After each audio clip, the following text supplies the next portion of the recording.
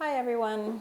Today is a super cold and dreary and dark day here in Maputo, but I have my cup of tea with me and I couldn't think of anything better than being indoors and curled up with a book, ready to read to you all. Today I want to read a bit from the story by three South African women who founded a platform and business hub called Queer Women in Business Plus Allies, QWB plus A. It's one of the stories in our We Will Lead Africa Volume 2 that I'll be reading from each week. This is a collection of stories by and about everyday African women leading the way and having such an extraordinary impact across the African continent. Before I jump into the reading, just a bit of backdrop and context. Today is 16th of June, and June, as I've mentioned in one of the previous videos, is Pride Month, and so I think it's really relevant to lift up this story in particular as a way to showcase and shine a light on the lived experience of queer people in the African context and in particular in South Africa. It's also Youth Day in South Africa today, which is much more than a public holiday. It's a day to commemorate the Soweto uprising, which was a protest led by black young school children who were protesting the compulsory use of Afrikaans in education. Many of them lost their lives on that day, so it's a moment to reflect on and remember their power and their courage in standing up to discrimination.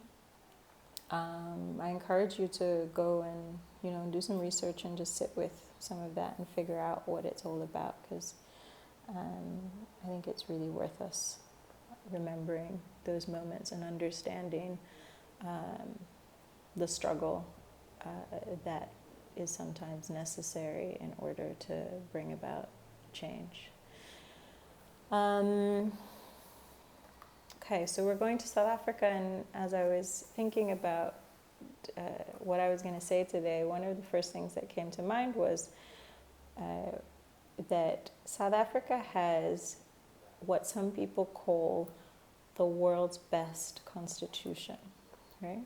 So South Africa's constitution is super radical and open in the way that it emphasizes liberation and no discrimination for all its people. It centers people's ability to live the lives that they want and make the choices that they want about how they live, about who they love, about what they do with their bodies, etc. And so it's always been really interesting to me that they have this very aspirational constitution, but that in practice, the lived experience of so many queer people in South Africa is so different to that and is so challenging and often very dangerous. And I think that really highlights the importance of a platform like Queer Women in Business and Allies, and it really shows why it's so necessary that these three women founded this as a space to bring together and support and create access for queer people living in South Africa and beyond. So I'll read a little bit from the start, just the first paragraph here. So the story is by Keboni, Sia, and Buyelwa, and they write, "Our story began in 2016 when we, the co-founders, had a blurry vision to starting something in the queer community that would bring people together and create a positive impact. Endemic in the process of birthing a new initiative, we had numerous conversations trying to distill the essence of what we hoped for. the vision we had brewing inside of us finally started to take shape and became more crystallized after Kiboni attended a queer female tech conference in San Francisco in early 2018. To have been in a room full of out and proud, successful queer women who openly supported and celebrated each other was something she had never experienced back home in South Africa, describing it as empowering and enlightening. This experience, coupled with many further conversations between us about how a similar idea could be localized for the African queer community, led to the conception of Queer Women in Business and Allies, a resource and business hub for queer women across Africa. This passage makes me smile because it reminds me so much of the three of us, the co-founders of We Will Lead Africa, and the many, many, many conversations that we had, taking a dream to a concept to then it slowly beginning to crystallize and become something real in the world. I think it's so powerful to hear about how these three women got together to share their dream and, got inspiration from lots of different places, but then actually took action to make something as impactful as this platform come to life. They then go on to talk a little bit about the community that they serve, and I want to share just a couple of snippets because I think it really demonstrates, firstly, the importance of the platform, but also the driving force or the passion or the fuel behind why they do what they do. So they speak about, they lift up three powerful stories. One of Lerato, a closeted queer woman executive in a male-dominated industry. Dre, a trans woman aspiring to make it in the entertainment industry, and Tembi, an aspiring business mogul, entrepreneur and hustler who identifies as non-binary and who needs access to funding to make their business grow. And about these people they say, many other LGBTQIA+ women, trans and non-binary individuals struggle with finding safe, queer, female-centric professional spaces to network, supportive mentors to help fuel their dreams, and resources to support their entrepreneurial ventures and careers. We established QWB+A as the go-to business and resource hub for queer women and allies with a vision to drive their advancement and empowerment through access. And so over the course of time, they've taken their community from 0 members to 500 members.